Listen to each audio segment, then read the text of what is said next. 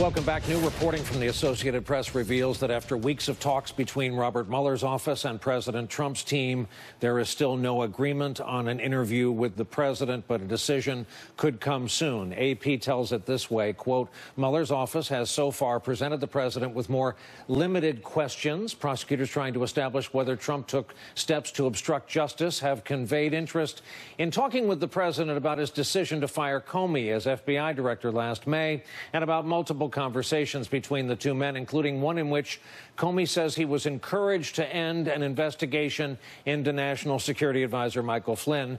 People familiar with the investigation say, they always say that. The AP also says prosecutors are interested in Michael Flynn's firing and President Trump's pressuring of Attorney General Jeff Sessions after he recused himself, took him out of the matter of all things Russia.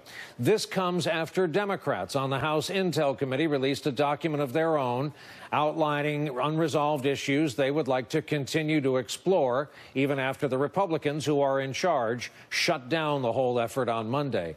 Our own Mike Memley points out that in their document, quote, Democrats said they have a good faith reason to believe that the White House has documentation of Trump's conversations with James Comey, which could corroborate the then FBI director's accounts that the president pressured him to drop an investigation of Michael Flynn. Now, our colleague Ari Melber asked Congressman Adam Schiff about this portion of this document earlier tonight. I'm not referring to tapes. We haven't seen any evidence, apart from the president's own suggestion, for whatever reason he made it, that there were recordings.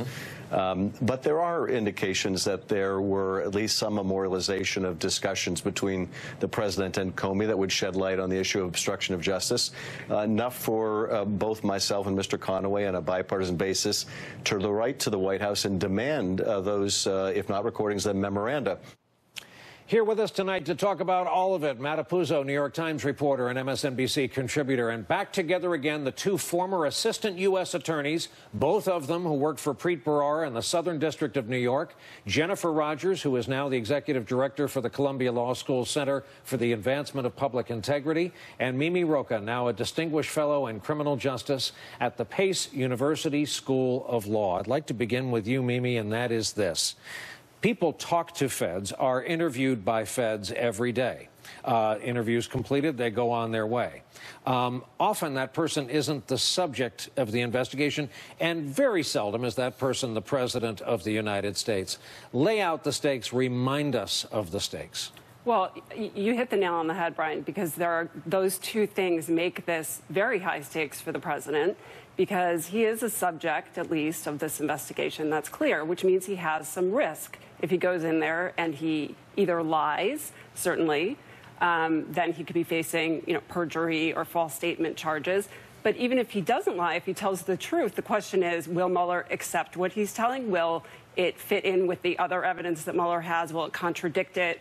Or will it, make his case better or worse? And I think there's a pretty good chance, given this president, that it could make it worse because he is so prone to exaggeration and to seeing things as he wants to see them. He just seems to state realities that are or facts that are so different from what reality is. And so if he goes in there and does that, he's going to get himself in more hot water.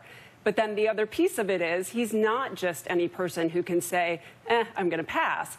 He faces real political consequences if he does that, I think, because, it looks like it reinforces this idea that he has something to hide, which is, definitely part of the theme here that is going on, politically. So I think there would be people who would cover for him, but I think it does carry a political risk as well. And Mimi, what's in it for Mueller to agree to ground rules other than just being an all-around nice guy? Well, I mean, look, on the one hand, I think Mueller has the leverage here. On the other hand, he wants to be able to say at the end of the day, I gave the president his opportunity to come in and say his piece and explain himself, so that if there is some kind of charge or referral, the people who are the president's supporters, know that the president had a chance to explain himself. So I think he'll make it as attractive as possible for that reason, possibly. And also because he doesn't really need Trump's information, the president's information, for the other part of his investigation, I don't think. The rest of it is, I think, self-sufficient, if you will, on other witnesses and documents and all of the other evidence that he has. It's really the obstruction piece where Trump's words and Trump's state of mind matter. And so that's where he would want to hear from him. So it makes sense for him to focus in on that. We're much obliged to our panel tonight from the New York Times, Matt Apuzzo, and from the postgraduate Preet Bharara School of Law, Jennifer Rogers and Mimi Rocah, formerly of the Southern District of New York. Coming up.